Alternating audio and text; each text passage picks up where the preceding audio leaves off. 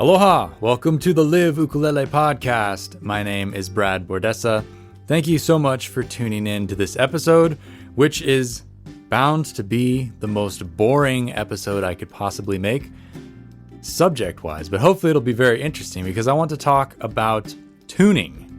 Actually tuning your ukulele. It seems like a very straightforward thing, but there are lots of different approaches and some considerations to make that I will walk you through, kind of examine it in detail for myself as well, so I can have a good idea or a better idea when it comes to explaining tuning to people, because it's something that is a lot of times it's glossed over and just flip the tuner on and follow the arrows.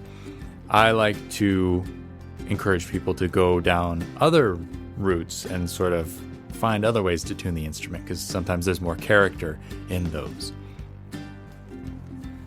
I've had a couple of episodes out and pre-recorded, I think before the official launch of my left-hand technique for ukulele course, but that went off without a hitch. Been getting lots of nice feedback from folks about the content, finding that it is helping people clean up bad habits and giving them insight into different facets of the ukulele that they weren't necessarily seeing before or understanding or realizing the importance of. So if you are looking for some resources, some lessons, maybe a guided lesson path, and you are interested in learning a little bit better about how the fretboard of the ukulele works, how to maneuver your left hand, your fretting hand, across the instrument, then I encourage you to go check it out. It is 50 video lessons all about this subject. It includes all kinds of visuals and different written lessons as we move through it. There's a community discussion area in case you have any questions about the lessons. And beyond that, it's all the benefits you'd expect from a self-paced video course. Watch a lesson when you feel like you need to move on to something new. Work on it for as long as it takes you to internalize the content, get comfortable with it, and then you can move along. And like I said, everything is presented in an order that makes sense to me, at least. And each lesson builds upon the previous one, moving everything right along. There are 8 songs that help illustrate all the concepts, and we will go from beginning all the way up to some pretty advanced stuff. So I invite you to go check it out. I'll put a link in the podcast description, and I'll see you in the lessons.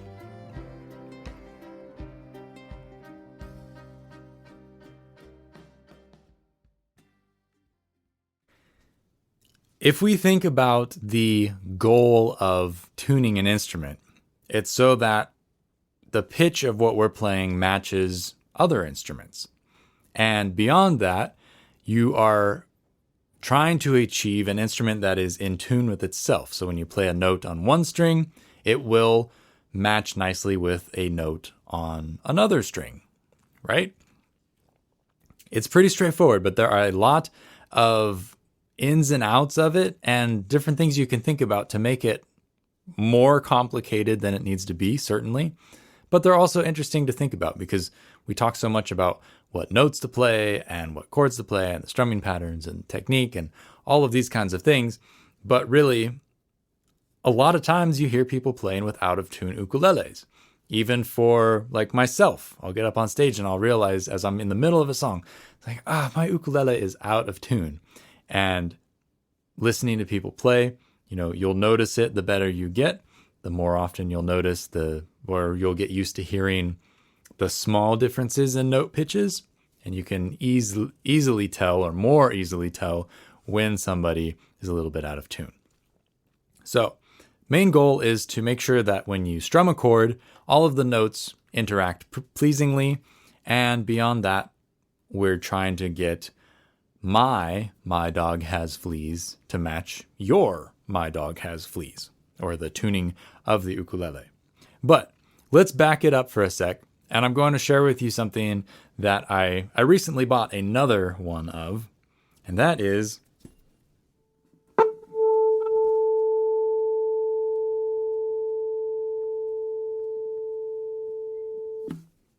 a tuning fork. Tuning forks are A piece of metal looks kind of like a fork, though I probably wouldn't try and eat with it. It doesn't look like it would be super useful because the ends are blunt. It'd be hard to poke a piece of food. But what it is it is an absolute reference of a certain note. In this case, this one that I have here is an A440 tuning fork.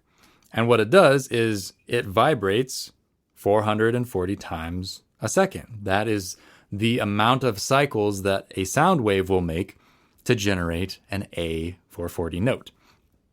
And the nice thing about this just kind of works out well for ukulele players, but the very common A440 tuning fork, you can get several different kinds of tuning forks, but I think that the most common one is A440. It exactly matches the bottom string of my ukulele, which I'm pretty sure is out of tune. But if I sound of the tuning fork,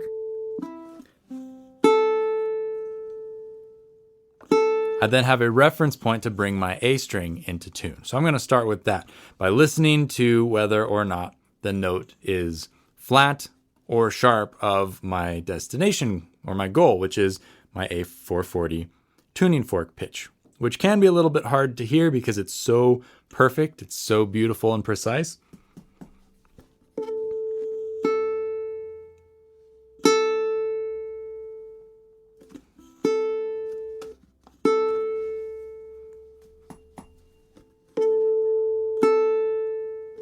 So I'm a little flat there.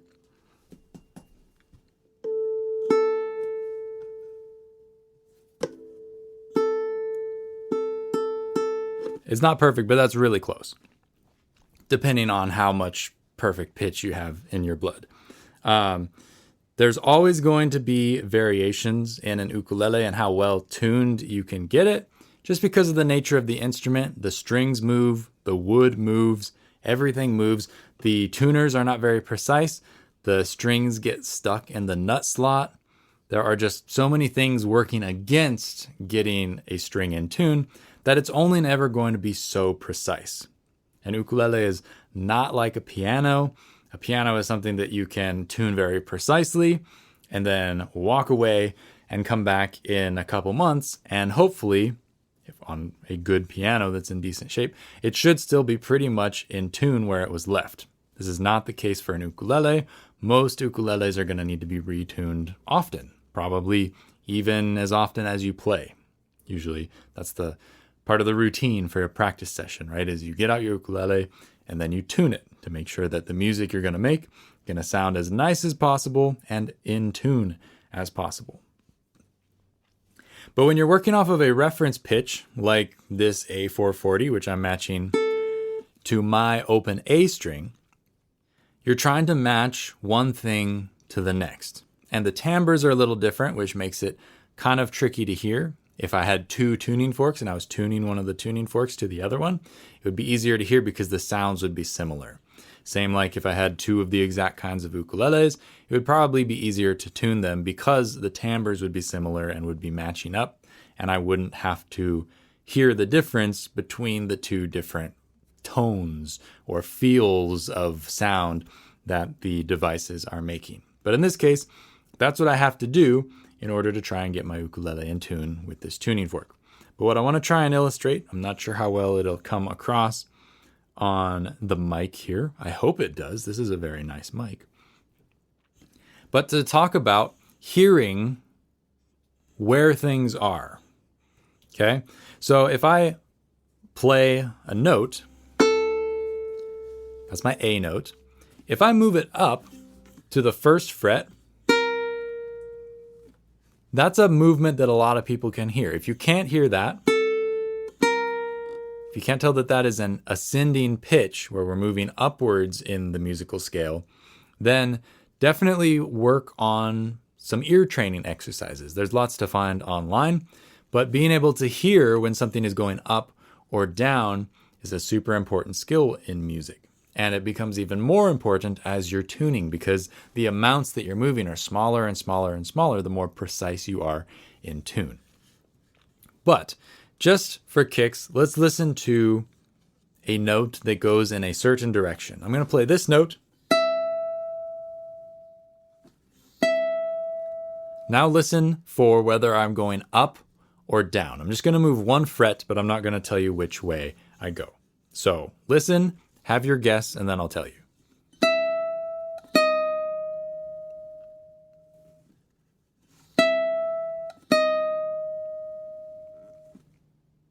You think you know what it is? I'm moving one fret downwards from the 7th fret on an E to the 6th fret to an E flat. How about I do a different note? Here. I'm going to move it. Try and guess whether I'm going up or down.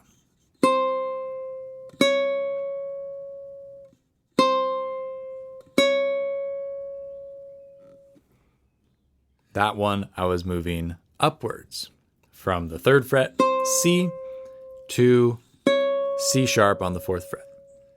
Now, if this is super easy for you to hear, that's great, good for you. But I find that even hearing that without any kind of a visual cue, a lot of folks, especially who are beginning, will need some practice to be able to identify whether something is moving up and down, which is why it's tough to teach somebody to tune by ear if they're just starting out, because they kind of have no frame of reference for attaching one thing to the other, which is our tuning fork or pitch pipe or piano key, whatever our reference is, to the moving note, which is the string we're adjusting on the ukulele. So if you can't hear the half-step movement, practice listening to half-step movements. And then as you get better and better at that, you'll be able to move in smaller and smaller distances. A small movement in pitch is measured in cents, like a 50-cent piece is cents. I'm not super clear on how many numbers there are per note, how many cents you get when you're moving up or down, but that's what it's measured in. All you need to know is that the smaller the number of cents, the less movement there is, and the more precise and accurate your ear needs to be to pick that up. Okay, so let's go back to tuning. I'm going to get out my tuning fork, and I'm going to try and stand here and hold my tuning fork to make a sound for you. Make sure that the sound gets into the mic, and also tune my ukulele. But what I'm going to do is I'm going to move my ukulele string in a certain direction, and then I'm going to try and tune it to match the tuning fork. Okay, so here's the tuning fork.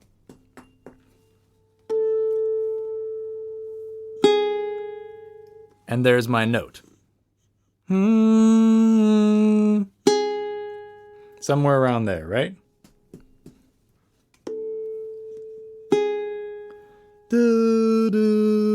That's sort of what I'm going with. So what you want to be able to do is identify whether you're moving upwards or downwards between the tuning fork and the string you're trying to tune. And from here, you want to be able to adjust accordingly. So I can hear that the string is flat compared to the tuning fork. So I'm going to bring it up in pitch, and I'm going to check along the way as I move the string in pitch. I'm going to double check with the tuning fork to make sure I am honing in on the correct note and I'm not going to go flying past it or stop short.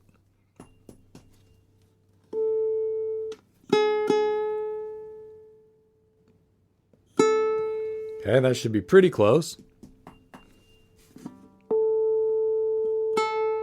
Still needs to go up a little bit. Whoops.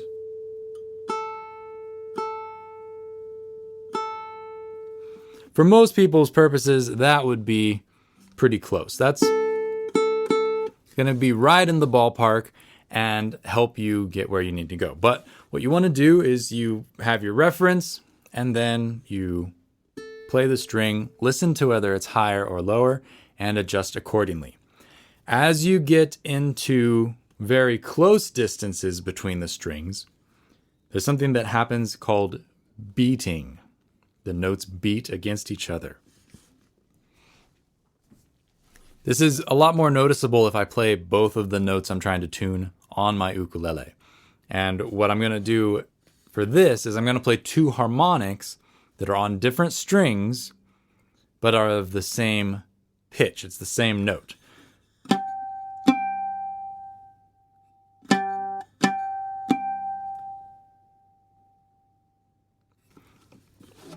If you listen closely,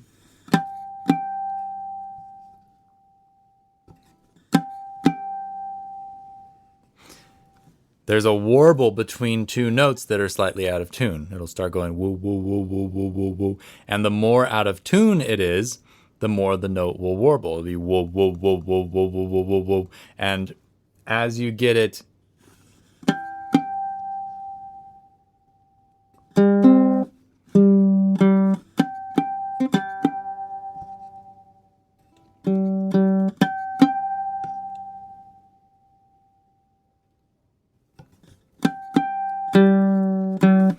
and the further out of tune you are, the more the pitch is going to warble, the faster it will warble. So I know that these two strings are not in tune with each other, but I'm trying to play the same pitch. So the pitches are slightly out of tune. But if you listen, I hope the mic's picking it up. There's a little bit of a chatter. And the closer I get to the note as I bring it into pitch, the less chatter there's going to be. It's going to slow down to woo, woo, woo, woo, that kind of a thing.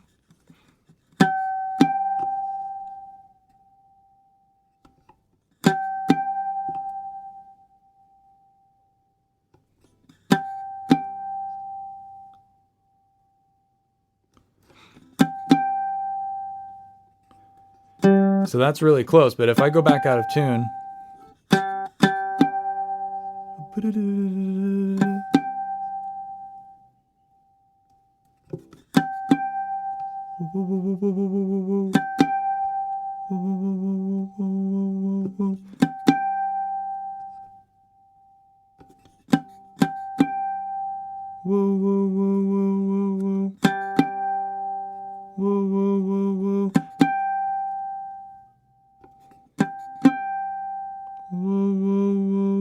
and it gets slower and slower the closer the notes are together. So if you're at a point where you're tuning and you no longer can hear whether the note needs to go up or down, then you can kind of resort to listening to the beating of the two pitches that you're referencing and try and hear them interacting with each other in this way. This is a little bit harder when you're, like I said, moving between two different instruments or two different sound sources because of the timbre distance.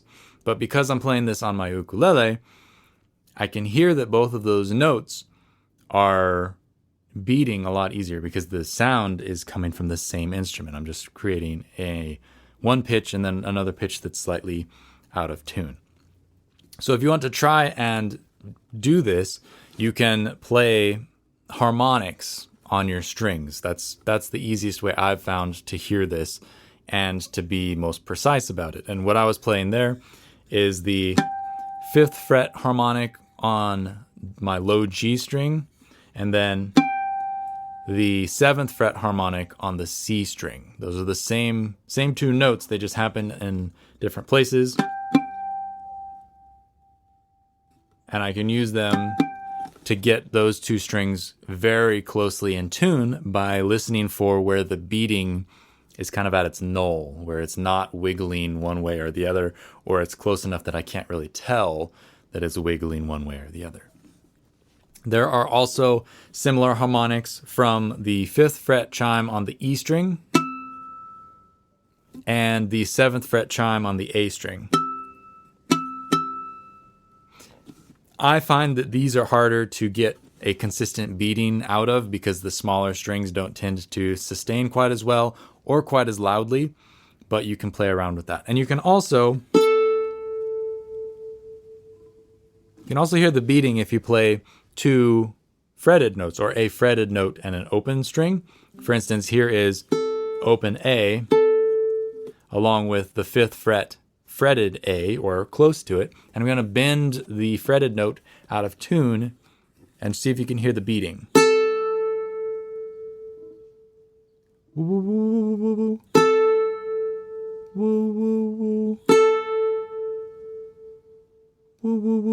And the further I bend away, the more it wobbles. So play around with this on your instrument in a place where it's kind of quiet and you can hear these real subtle sounds as the notes feed off of each other. But that's a real useful trick for getting something that is very closely in tune.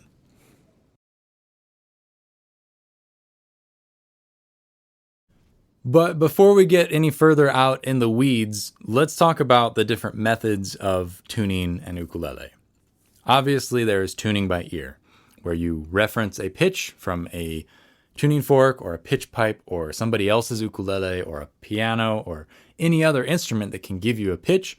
You tune one of your strings to that pitch, or worst case scenario, you fret a note, listen to the fretted note and tune your string to the fretted note. Sometimes you might have to do that if you're playing with somebody who, is playing guitar in a weird tuning, or maybe like a horn player or a wind player.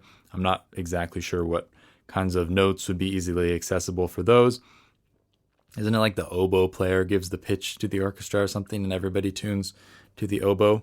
I feel like that might be something I heard along the way. Regardless, you're going to have a reference pitch, then you're going to tune to that with your ears. That is the old school way of doing it. That's the only way we had to do it back in the day. Now we've come to a point where we have electronic tuners. And these are super fabulous for getting people in tune and playing music quickly, because they're pretty straightforward and easy to use. Anybody who has ever used a phone or any kind of a computer or digital device, the interface is going to be kind of familiar. It's going to be, hopefully, if it's a well-designed tuner, immediately obvious what's happening and what you're supposed to do to bring the string into tune. Generally, you will pick a string, it will show you what note that string is ringing at, and then it'll show you either a light or a needle that will move from left to right. And if it's on the left side of the note or the left side of the tuner, your note, the note that is displaying, is flat. And you need to increase the pitch so that the needle or the arrows or the lights come into the middle. If the lights or the arrow are to the right, it means the note that is displaying is sharp, and you need to slack the string to flatten it down to the middle. The trick with these, and the place where most beginners get it wrong or get confused, is in getting the correct note to display and in the correct octave as well. Because there are like ukulele modes on a lot of electronic tuners where it will show you like you're tuning the G string, and now you're going to increase it to wherever the G pitch lives. That's one approach. I don't find it super helpful or informative, and it seems like it's very confusing to me, as opposed to a chromatic tuner, which is what a lot of the tuners that you'll find are. They're just chromatic. They show you every note in Western music, and it's up to you to kind of tune your ukulele into the correct pitch, which is, for a standard ukulele, G, C, E, A, which can mean a whole lot of different things. You can come up with an acronym that works for you. I think of goats can eat anything. And from there, if you know that you're starting to tune the top string, that's supposed to be a G pitch. So if you're looking at your chromatic tuner and you pick the string and it shows G, but there's an arrow on the left, or the needle is to the left, you know that your G note or your G string is flat, and you need to bring it a little bit sharp. You need to tighten the tuning peg so that the string comes up into the full G note. However, if you are trying to tune the G string and you pick the string and you see F or F sharp displayed, what you need to know is that those two pitches are below G. And so along these lines, if you're trying to use a chromatic tuner and you're finding it very confusing, it's important to be familiar with the chromatic scale, which I have touched upon in past podcasts, I believe. I know there's an extensive lesson on liveukulele.com.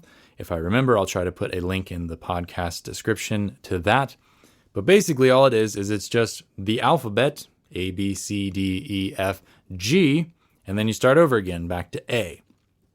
But in between every note, or almost every note, is what's called an enharmonic, and that is your sharp or your flat note that is between.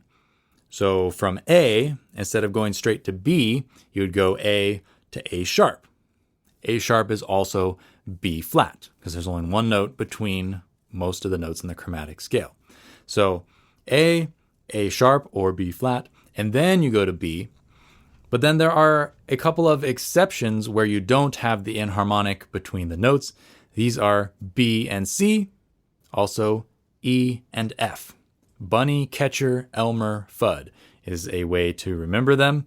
And when you get to those notes, B, instead of going to B sharp, there is no B sharp, there is only C. You flip directly to the C, you don't get the enharmonic. But after C, you're going to go to C sharp or D flat, and then D, D sharp or E flat, and then E, and then Elmer Fudd. We have another place where there is no enharmonic. You would go straight from E to F, and then F to F sharp or G flat, and then G, and then G sharp or A flat, because you go around the alphabet again. You go back to the beginning at A.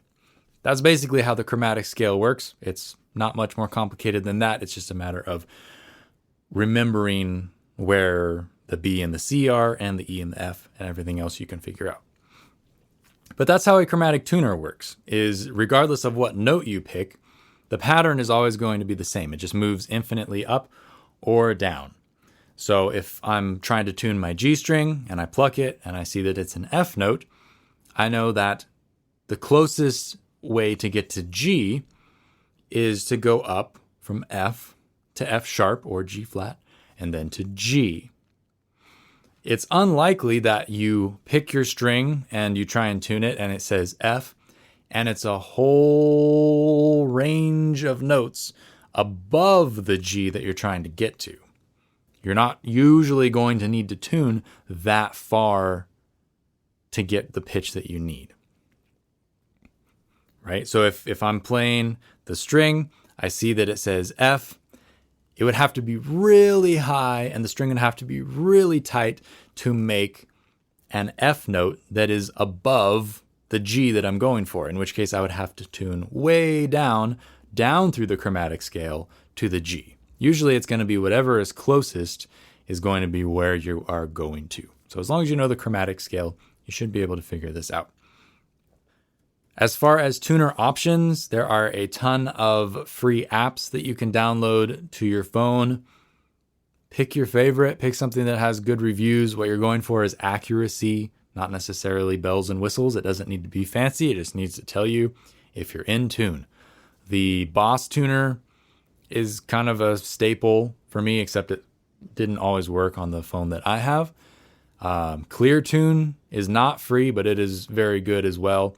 Many options. Instune, I think, was another one that I was using for a while. Just find something. They're all going to do basically the same job unless they're super bad, which you should be able to avoid if you look at the reviews.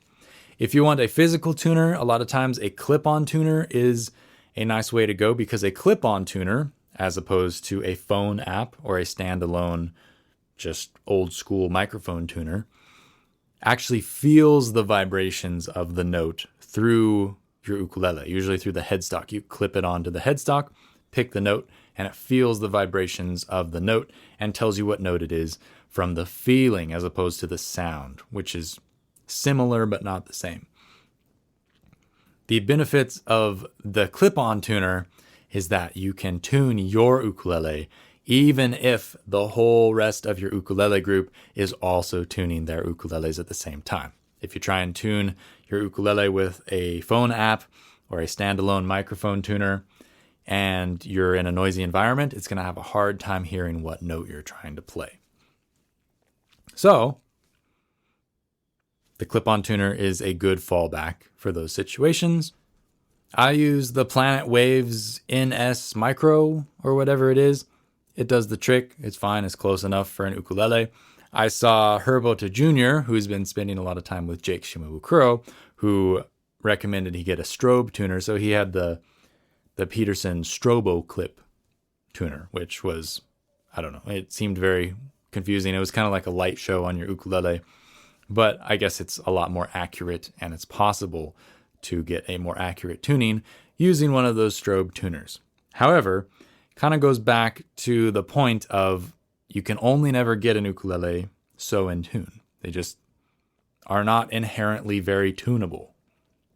Everything's kind of working against you, and even if you have the most accurate tuner in the world, what it shows you might be, now it's sharp, now it's flat, now it's sharp, now it's flat. That is my experience, is a lot of times you have to sort of like find the happy medium with a super accurate tuner, because the string is just moving all over the place. And when you pick the string, usually what you do is you pick it, and that makes the string go sharp before it settles into its normal vibration at whatever the standard pitch is. Especially with lower strings, if like a low G or a low D on a baritone ukulele, if you pick it really hard, it's going to go, and then it kind of settles into whatever note it's tuned to. So, electronic tuners are fabulous for a quick start. It's fabulous for tuning in a loud environment where you can't really hear your ukulele, or your tuner app can't hear your ukulele.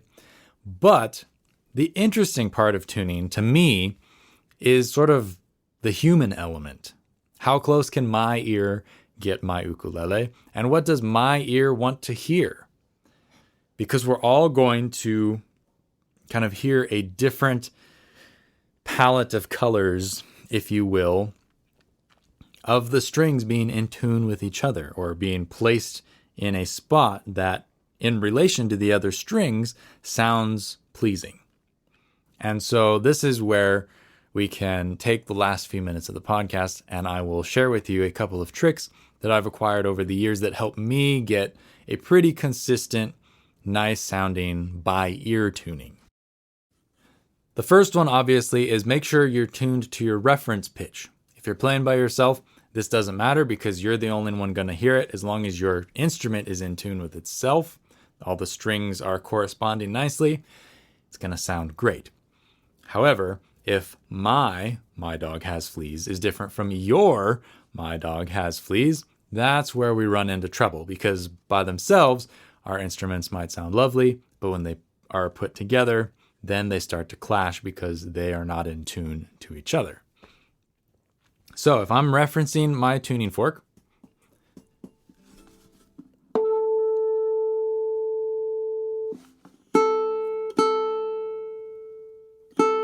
I'm very close enough for my purposes here.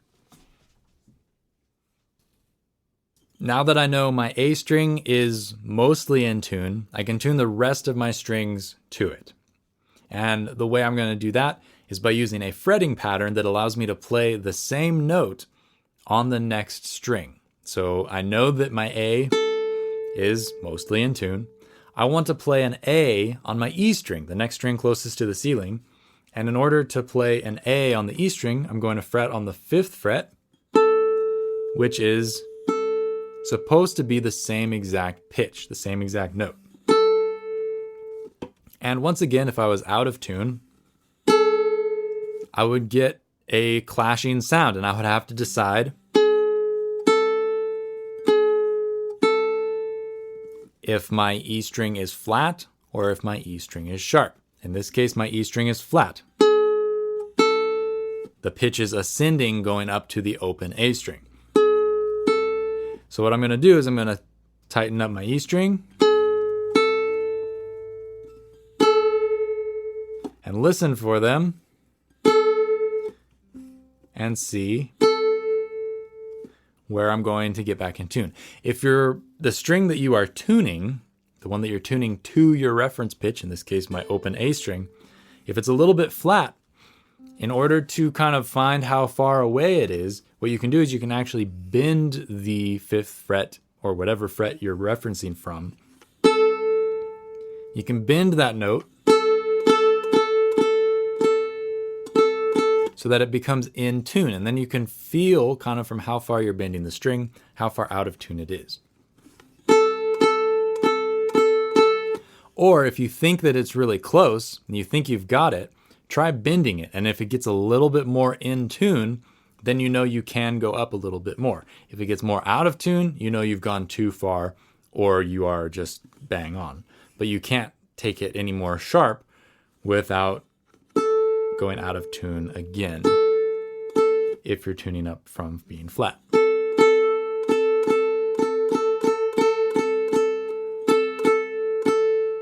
So without any bend, that's really close. I can hear the strings they start to work together, start to move down the same path as opposed to clashing and kind of pulling on each other.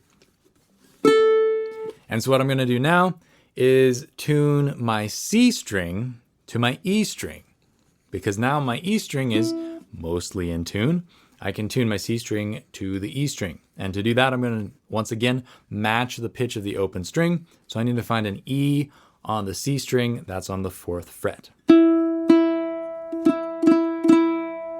They're pretty close. So what I'm going to do to give you an example is I'm going to take the C string out of tune, and now I'm going to try and match it in real time for you.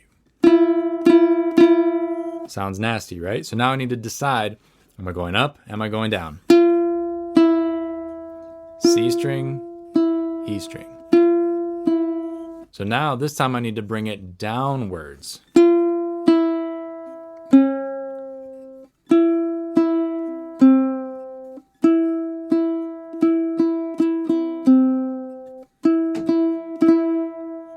And you can hear I've gone a little bit past. Now I'm a little bit flat. Because you can bend the string into tune and hear where you're at, a lot of times it's easier to tune flat and then bring it back.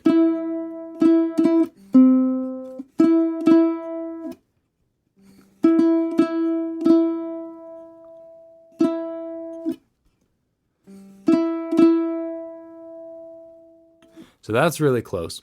But something that you should keep in mind, no matter how you're tuning your ukulele, is that when you're tuning, you are physically moving the string tighter around the tuning peg. And by doing so, you are sort of stretching the string. Well, not sort of. You are stretching the string. But what happens is at the end of the string where it crosses over the nut, you are actually physically moving kind of the touch point location that is in the nut at a given spot. That might shift as you're tightening the string, making it more sharp. That might shift outside of the nut and go towards the tuning peg, or vice versa. If you're slacking the string, whatever was sitting in the nut might move down towards the bridge. But what this can do if you're moving downwards like I was doing for that C string that was too sharp, is if I just go down to the C and get it perfectly in pitch and stop there, because of the downwards motion, a lot of times the nut will hold the string a little bit more static than you want it to. And when you go to release that little bit of tuning that you need to move downwards, there'll actually be a different tension between the string from the nut to the tuning peg up on the headstock side. The tension will be different from what is stretched between the nut and the saddle that you play upon. So when you slack the string, it's going to be more loose up on the headstock behind the nut. And if you're playing like crazy and you're strumming hard or you're bending, what can happen is the string can actually equalize on both sides and it'll become an even tension on both sides again. And when that happens, that slack that was held up in the headstock area is going to seep into your playing length of the string and it's going to cause it to go flat. Which is why you usually want to always tune upwards to the note that you're going to. So in this case where I had the C string too sharp, I would tune downwards past where I need to go so that I'm always tuning upwards and I'm taking that slack out of the headstock so that it's not going to escape into my playing length of the string and going flat. It is, I guess, possible that if you tune upwards, that the tightness of the string between the nut and the tuning peg could pull a little bit tighter on your playing length, the playing length of the string, but it's very unlikely and it rarely happens. Whereas if you're going downwards, that kind of tuning leakage, we could call it, that does happen quite often. So tune upwards to the note when you are in doubt. So in this case, I've moved past where I needed to be, which was the E note on the 4th fret to match. Now I'm going to tune upwards again.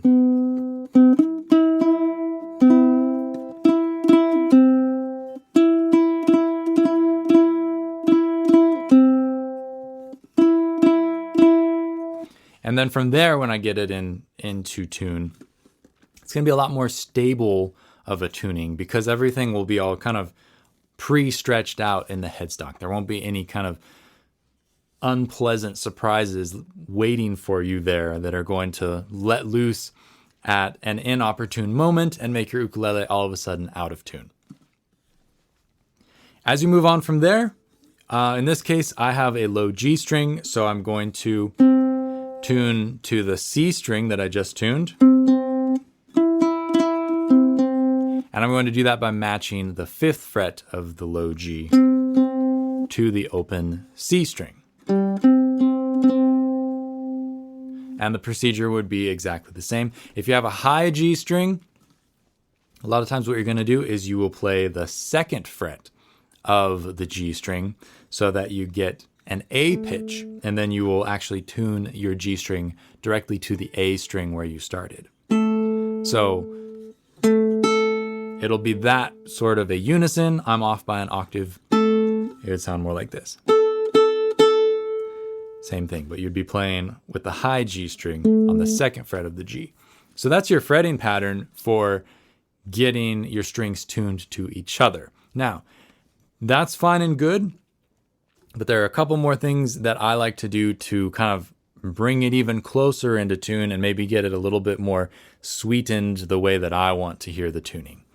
And that is, I think of the fret to open string tuning reference. That's kind of like the rough in. We're just getting the general shape of what's happening.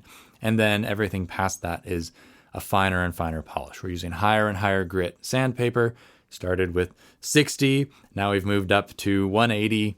And then finally we'll do 400 or whatever to get it nice and smooth. So the first thing that I do there, for me, I have a hard time hearing,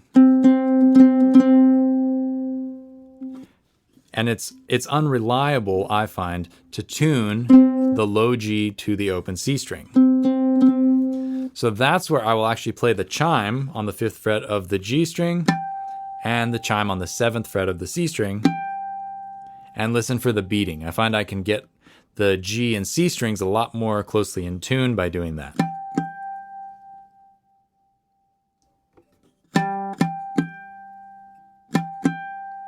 So I had the G string a little bit flat before, but by listening to the beating of the harmonics, I was able to get it a lot closer than it was. And you can do the same thing for the E string and the A string. Though, like I said, that's a little bit harder to play and a little bit harder to hear. Unfortunately, there's not really an easy harmonic that you can do for the C to the E strings. That's one where I start to lean on octaves. This is actually a trick that I saw Tobias Elof doing when he was here staying with me. And it was so profoundly obvious that I had never thought of it. And just to see him doing it, it's like, oh, duh, that's so easy to hear because the octave it's not the same exact pitch, but it's the same note split across the distance of do, re, mi, fa, sol, la, ti, do. So you'd be playing from do to do up the octave, and that sounds like this. And this is where I find you get into a little bit of the musicality of the tuning, and you start hearing, instead of being precisely on, you kind of hear what sounds nicest. And so in this case, it sounds to me like I could bring my A string up a little bit. And that might just be because the relative tuning has drifted off. right? As I'm playing, especially on a linear instrument, if I tune my E string to my A string and that's a little bit off, then the C string is going to be that much more off when you go to tune it because you're tuning it to the E. And so you can drift out of whack as you move across the strings, which is why some people like to play the correct fret first. That's what they do first. Play the correct fret. But they will actually reference in different ways everything to one point.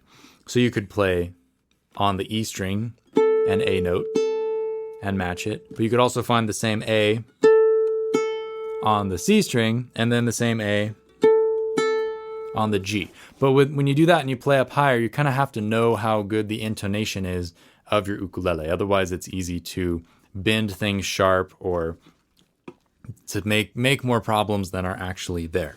So in this case,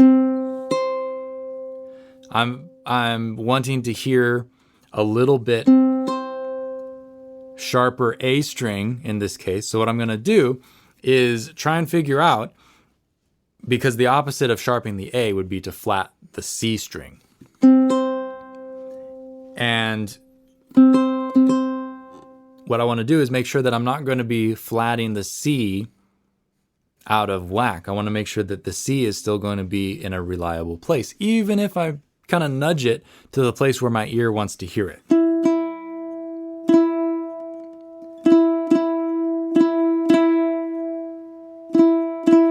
So if I'm comparing it to the E string with my 4th fret fretted note, I notice that if I bend the 4th fret of the C string up a little bit,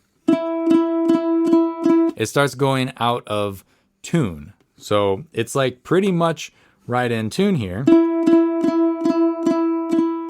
where it's at. So that leads me to think, well, maybe the A string has gone sharp or gone flat since I tuned it.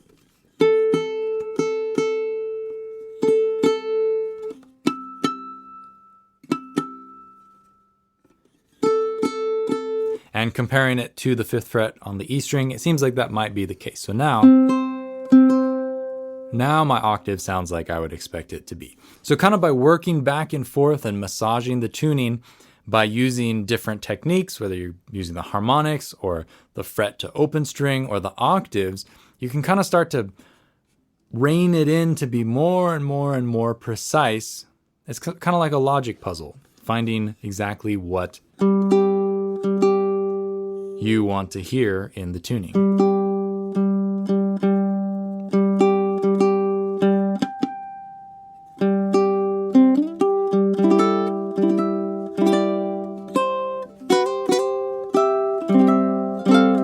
And then what I like to do is once I've tuned it, once I feel like everything's in a really good place, I play some chords that I know sound a certain way when I have my tuning pretty much dialed in, and I kind of know the sound of the chord, and the chord will help point out if anything is super out of whack.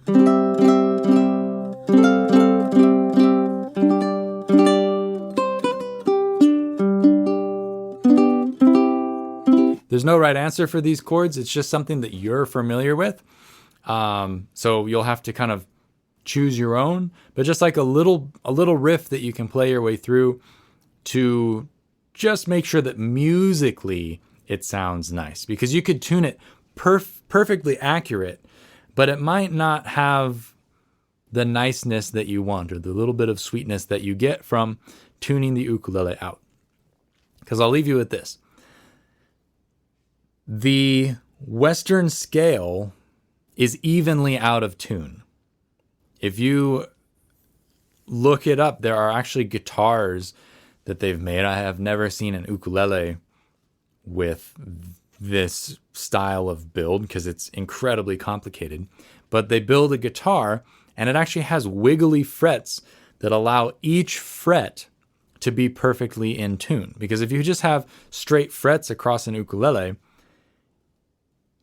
it's all just kind of a compromise all the way across the instrument. You have the octave, and everything in between there is off by just a little bit, which is why if you listen to like a string quartet, a lot of times they can play more in tune than a fretted instrument because they can adjust their pitches very slightly to get the most in tune pleasing pitch. They're not constrained by a fret line that is just a compromise. They can actually go to the mathematically perfect note and play that with each other. I don't know much about string quartets. This is also something that I've heard, so take it with a grain of salt. But it goes to show that if you play a chord in one key, it might sound amazing. If you tune to that chord, it can sound really amazing. But then when you go to another key and you play another chord, it can sound not so good because you've tuned your ear to the beautiful pitches of one chord. But now the compromise is off for everything else. And it's a compromise because of all the keys and all the chords. The compromise allows everything to sound pretty good, as opposed to perfectly in tune and sounding amazing, which you can only do with some really serious fret work on a specialized instrument or with a fretless instrument. Otherwise, everything on a fretted instrument is mostly a compromise. Same with like a piano. You set a piano to a specific pitch, but across different keys and chords, the ideal distance between those notes can move around a little bit. And the goal, the destination, the best sounding note that you might want might be a little bit off of what the piano is actually tuned to. But the piano is tuned to the compromise so that it sounds best in every key and in every situation, as opposed to being perfectly in tune in just one key or when you're playing certain chords. Which is why if you play a chord, play a couple chords, maybe even in different keys,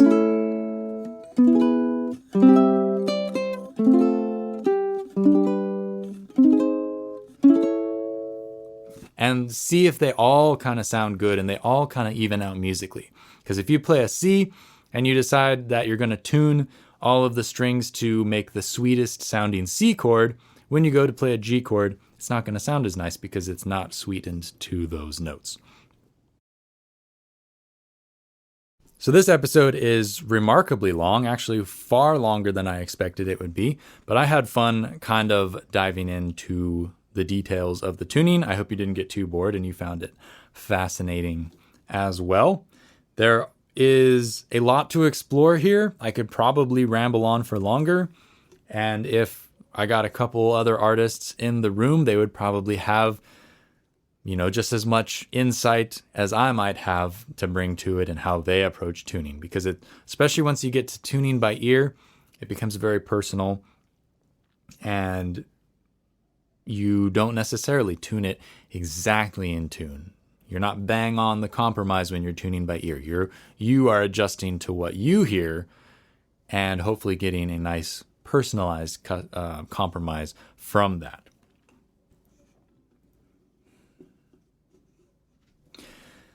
So main thing I can encourage you to do is just explore tuning by ear, try it.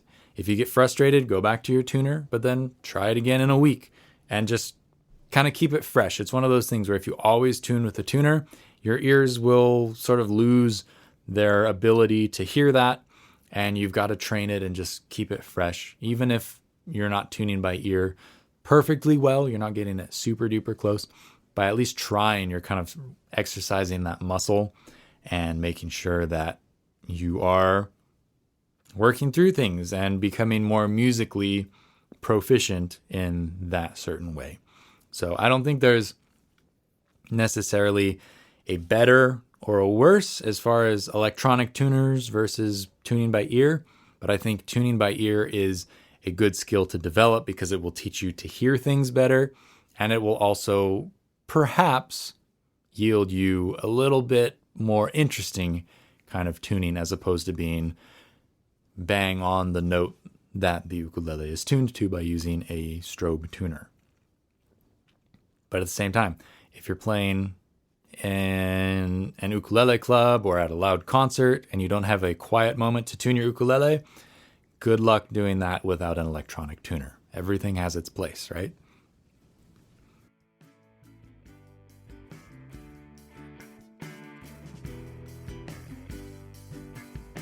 You can find me back here on the Live Ukulele podcast on the first and third Saturdays of every month. Join me and we will explore some other topic of ukulele stuff, a interview perhaps with a cool ukulele player, or more of just my musings to myself in my room. Got an interview with James Hill on the calendar. We're going to talk about his new Ukeheads project. I got to spend some time with Brian Tolentino last week. I would love to get him on the podcast to talk about some of what he does, because he's a really amazing player and he really approaches music from a very by ear standpoint, almost surprisingly so for the amount of kind of session work that he does.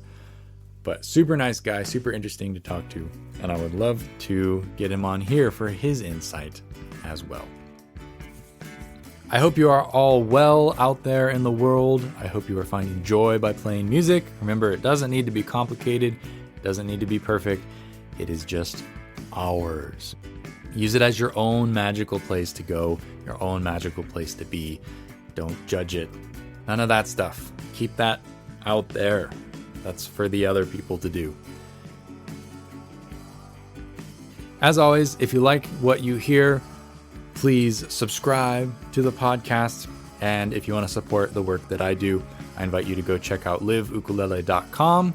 And if you really want to support what I do, go check out the store page. I think I've got it labeled as lessons now in the main menu. It's where you can find my video course, Left Hand Technique, along with all of my ebooks and a couple of other things.